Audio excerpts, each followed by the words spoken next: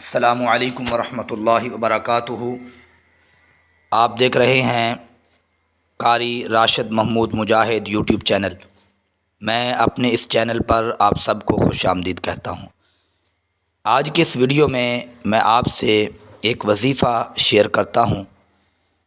اگر آپ کا بچہ مسلسل روتا ہے یا اس کو بخار ہے یا بہت زیادہ ضد کرتا ہے، وظیفہ اس پر عمل کریں اور اپنے بچے کو دم کریں۔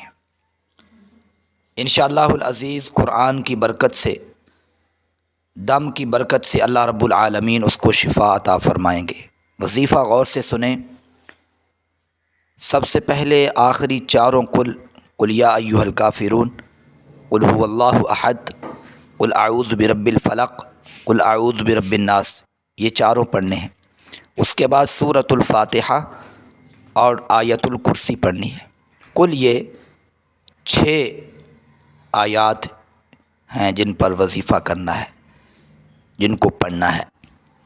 یہ پڑھ کر اپنے بچے کو ایک دفعہ دم کریں، پھر ان 6 کو ہی پڑھ کر دوبارہ دم کریں، پھر تیسری مرتبہ کریں۔